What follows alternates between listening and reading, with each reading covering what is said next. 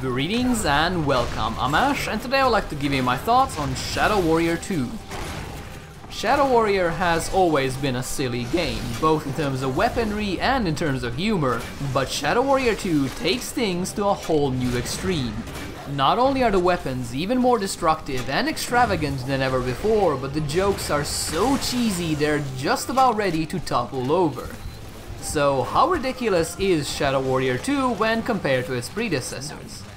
Well, let's just say that you can wield a giant flaming chainsaw and a grenade launcher enchanted with so much mischance it quite literally hits everything except your target, while pretty much every sentence that comes out of the main character's mouth is in some way guaranteed to be related to wangs.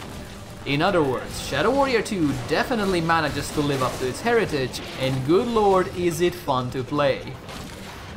One of my major complaints with Shadow Warrior 2013 was the relatively weak assortment of weaponry. Sure, you had your classics such as the rocket launcher, flamethrower and shotgun, but the rest of the arsenal was just kind of mediocre. This was especially obvious when compared to how diverse and powerful the sword was, with the difference being so large I spent the later parts of the game simply slicing my way to victory. The ranged weapons end up being nothing more than a mere contingency tool should the enemy be slightly out of reach. In Shadow Warrior 2, however, this situation is much more pleasant. Pretty much every single weapon I've used so far has had enough firepower to really make a dent in the enemy's armor, and more importantly, their head. Everything from revolvers to machine guns and even bows is fully capable of carrying you through the entire game. And this is something I greatly appreciate since I'm one of those weirdos that likes his medieval weaponry in futuristic games. It's also worth mentioning that the weapons aren't just powerful, they also feel powerful. Shooting an overpowered revolver straight into an enemy's head would be fairly boring, even if it killed in one shot, if the accompanying sound and recoil weren't appropriately meaty, and as luck would have it, they are. A similar story applies to the melee weapons, of which there are multiple to choose from, as some of the most powerful blows are capable of turning demons into flesh-spewing piñatas. Then again, I must give a special mention to the chainsaw in this regard, because when it comes to sheer brutality, there is absolutely no other weapon that comes even close. I am by no means a squeamish man, years of FPS games have kinda made me cold, but even I felt a bit wrong tearing through human opponents with a giant, electrified, flaming chainsaw. I can't deny it's pretty damn satisfying to cleave through demons though. In order to actually get to these demons with your head still intact, you'll need to employ some fancy footwork, and it is here that Shadow Warrior 2 pulls out its secret weapon, and I am not talking about its wang. Not only do you move about at the speed of an average car, but you're also able to sprint indefinitely, double jump, fall from impossible heights, and basically dash around the battlefield like a rabid chipmunk. It might sound silly now, but once you finally become comfortable with the controls and start weaving in and out of combat with 5 to 6 weapons at a time, Shadow Warrior 2 stops being just a shooter and turns into something truly magical. The reason all of these weapons are able to constantly remain useful from the very beginning to the very end comes down to the newly introduced looting system. As you wreak havoc throughout the world map, you will frequently find money, upgrade materials, weapons, and even special skills, all of which are pretty self-explanatory. What this means in gameplay terms is that no matter what weapon you use, as long as you upgrade it in a way that benefits its playstyle, you'll be able to reap a bloody harvest with it. So instead of having a boring old SMG, you can just shove in a whole bunch of relics that convert most of its damage to fire, and thus turn it into the ultimate weapon against anything foolish enough to not be flame resistant. While all of that sounds amazing, and really it is, the unfortunate reality is that the loot system is completely inconsequential.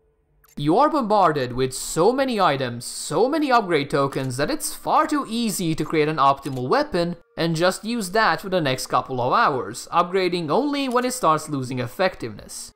In other words, there is very little excitement about opening a chest and seeing a shower of rare items spew forth. They will simply be dumped into the deepest and darkest reaches of your pockets, never to be seen or heard from again. The one part of the loot system I do enjoy, however, is the acquisition of new weapons. They are often more powerful than your previous one, which means you now have a rather good reason to shake up your playstyle, and they also come with their own unique mechanics. Whether you will play around with a katana, or a pair of claws, or a chainsaw, or dual swords, all of it comes down to how you like to dish out the pain.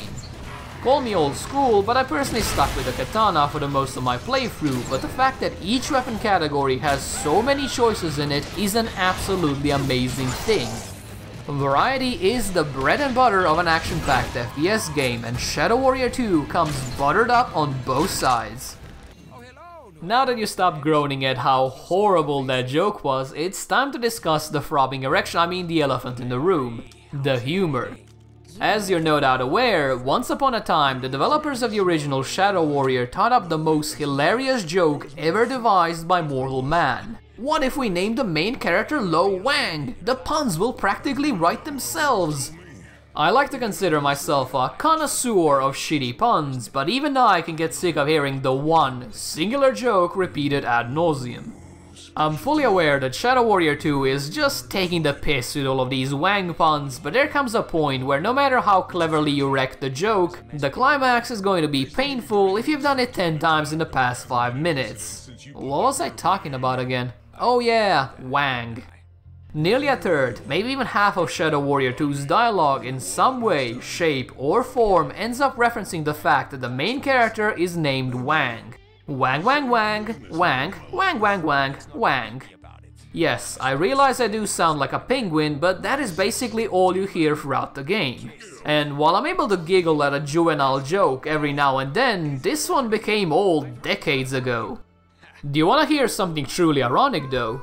The writing is otherwise great. In between the constant Wang onslaught, there are some truly touching moments and full-on laugh-inducing dialogues that really make the characters and their world come to life, only to then once again be mired by an incredibly low-effort pun. I even like Lo Wang as a character, given that he is capable of some really snarky quips and insights, while also remaining genuine and compassionate when the situation demands it. So why not focus on that? Why go for the rotten fruit on the ground when you have an entire orchard to choose from? But let's face it, the writing in Shadow Warrior 2, no matter how good or bad, doesn't really matter.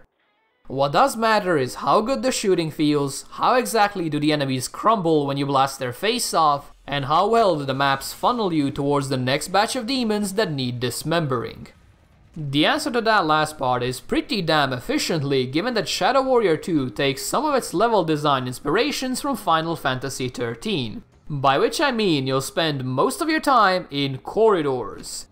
It's nowhere near as bad as Final Fantasy XIII, given that Shadow Warrior 2 goes to great lengths to ensure that the corridors are expansive and filled with plenty of things to do, but there is no getting away from the fact that pretty much all of the levels are designed like this.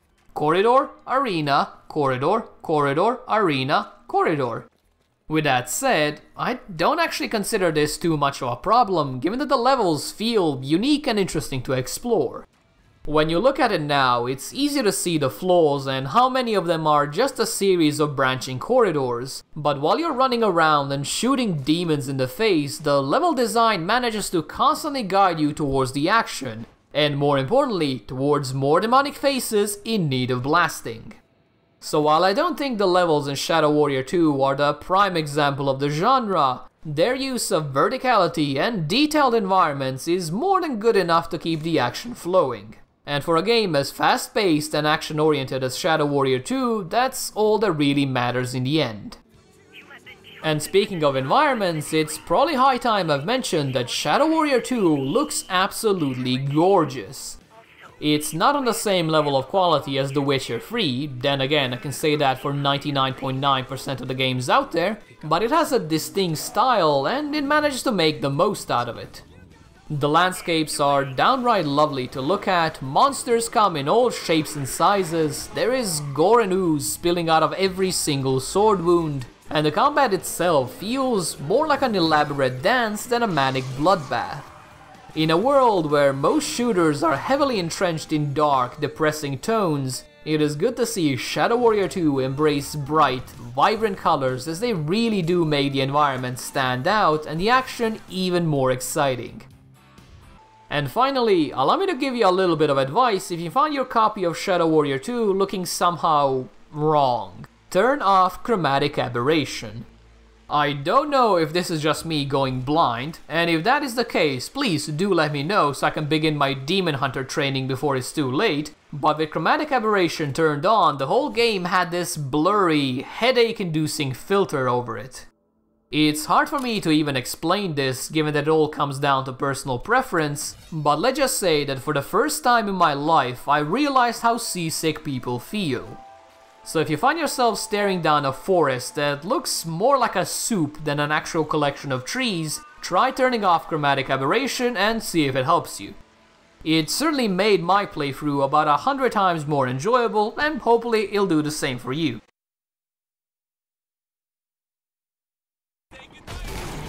Shadow Warrior 2 does not have a single mature bone in its body, but I can't deny that it still has a certain charm to it. No matter how bad the puns get or how obnoxious Lo Wang becomes, it is simply impossible to hate it. It also helps that the action is downright terrific, with both the melee and ranged weapons packing one hell of a punch, and it all being up to you to decide how and when do you want those demons obliterated.